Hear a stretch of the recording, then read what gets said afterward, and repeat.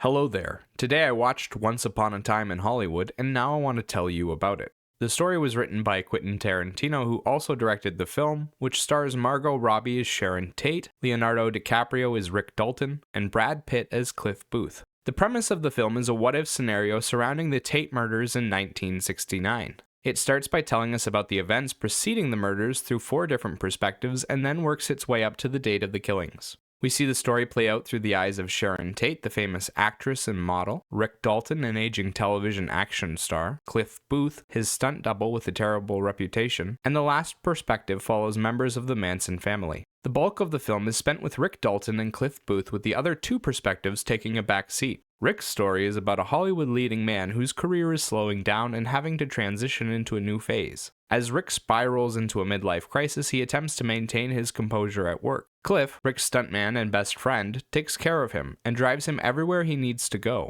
While Cliff is working for Rick, he meets a hippie called Pussycat and gives her a ride back to her commune at the Spawn Ranch and discovers a weird cult. In the background, we see Sharon Tate living her everyday life. We also get snippets from different members of the cult who interact with Cliff and Dalton. The majority of the cast are Hollywood actors, directors, models, and adjacent personnel who work in Hollywood. The narrator is the stunt coordinator who fired Cliff, and there is also a group of hippies who live at Spawn Ranch. The visual journey takes place in LA in 1969, and flips between the 4 different perspectives at random. Each perspective follows one of the leads throughout their daily lives, and we see them go to work and interact with their co-workers. There are a lot of old-fashioned cars, costumes, and buildings done up to look like the 1960s. For standout moments, you have big dramatic conversations between characters, a few cutaways to pretend movies, and a big action finale at the end. The finale is brutal with a focus on excessive violence. Sound-wise, the film uses music in a strange and interesting way. It uses old-fashioned rock and roll, but only has it play on radios and televisions in the environment.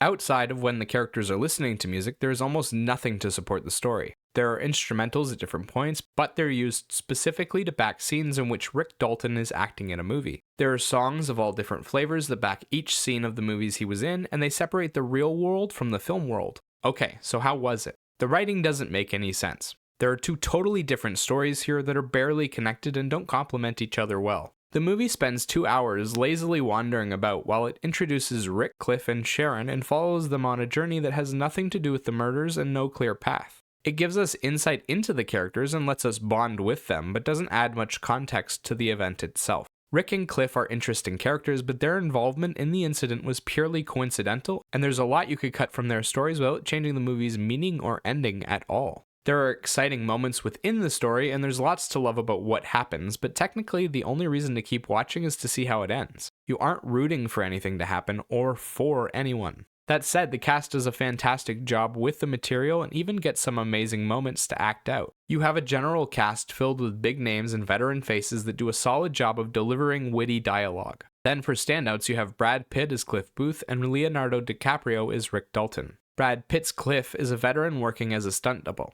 He lives alone with his dog and has a somewhat stoic character with an easygoing vibe.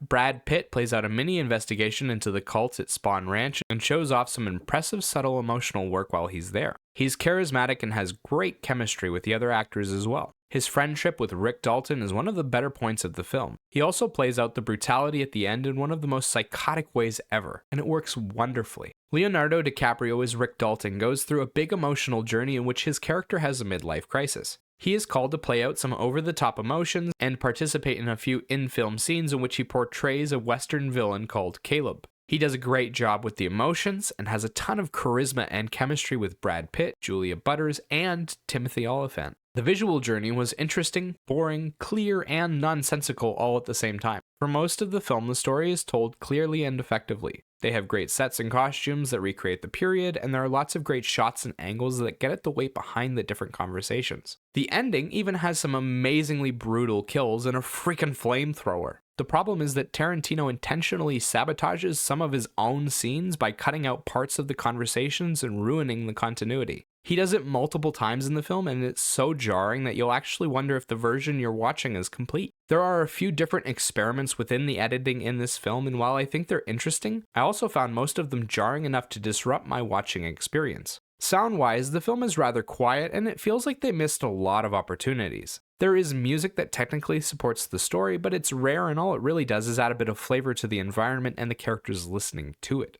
The music was catchy and entertaining when it appeared, and the use of background instrumentals during the movie scenes was a really neat touch, but neither was overly significant. Overall, Once Upon a Time in Hollywood is a bit of an enigma. It does intentionally bad things in its storytelling, but does them so well that you can find yourself wrapped up in it and enamored by it. It tries a lot of experiments too, which don't always work out, but make for an interesting experience. If you like Tarantino films, you'll probably like this one. If you're looking for a well-written story with a solid journey, you're kinda looking in the wrong place. As for a rating, I'd give this film a 7 out of 10. Remember, these are just my thoughts on the film. Let me know what you think in the comment section below. Bye-bye.